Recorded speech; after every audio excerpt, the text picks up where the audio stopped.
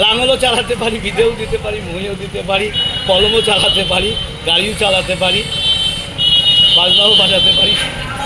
তো আজকের এই সাইকেল চালানোর তাৎপর্য কী? এটা একটা পুরনো স্মৃতি। সাইকেল আমাদের পরিবেশ নষ্ট না করে পরিবেশ দূষণের হাত থেকে বাঁচায় এবং সবচাইতে কম খরচে গরিব মানুষের যাতায়াতের জিনিস, তাই এটা অপরিহার্য। এর প্রয়োজনীয়তা এখনও রয়েছে, সেটা বোঝানোর জন্য। হলো এখানে শান্তিপুর বিধানসভার নির্বাচনী কার্যালয় শুরু হলো এবং তার সঙ্গে সঙ্গে এই গোধূলি লজে বিধানসভা নির্বাচনী ক্ষেত্র সহ কার্যালয় সহ আজকে আমাদের এই বিধানসভার যে নির্বাচনী কমিটি আছে তাদের নিয়ে একটা বৈঠকের ব্যবস্থা আছে। আমাদের পরিভাষায় এটাকে বলা হচ্ছে প্রবাস যোজনা। আচ্ছা, স্থায়ীভাবে আপনাদের কোনো দলীয় কার্যালয় আছে শান্তিপুরে? শান্তিপুরে স্থায়ীভাবে সেভাবে দলীয় কার্যালয় নেই।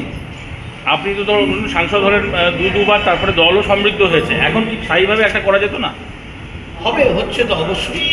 আমরা পরবর্তী পদক্ষেপে অবশ্যই নেব, কারণ আমাদের স্থায়ীভাবে আছে বিধানসভার নয়, কিন্তু পাড়ায় আছে, অঞ্চলে আছে, এরকম কার্যালয় অনেক আছে।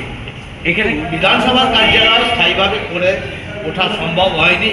আমাদের তো দুর্নীতির টাকা, চোরের টাকা নেই, সেই কারণে আমরা নিজেদের চাঁদা তুলে তুলে জোগাড় করতে হচ্ছে, পার্টির মানুষের কাছে চেয়ে ভিক্ষা করে করতে হচ্ছে, একটু সময়। আরেকটা জিনিস দেখা যাচ্ছে যে সকলেই প্রচারে নেমেছে, কিন্তু আপনার ক্ষেত্রে আপনি শুধুমাত্র কর্মীদের নিয়ে বৈঠকই করে যাচ্ছেন, এখনো পর্যন্ত সেই অর্থে মানুষের কাছে পৌঁছাননি।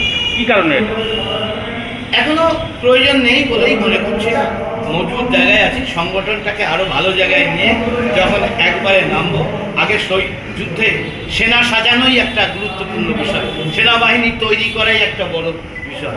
তাই সেটা কিনে যখন নামবো একসঙ্গে তখন দেখতে পাবেন তার চেহারা, অন্যরা ময়দান ছেড়ে পালাবে।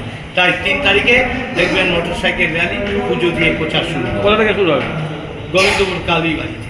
আচ্ছা, আর এটা কি শহর ভিত্তিক হলো নাকি সমগ্র বিধানসভা ভিত্তিক কার্যালয়? এটা সমগ্র বিধানসভা ভিত্তিক কার্যালয়। সারাদিন খোলা থাকবে? সারাদিন খোলা থাকবে।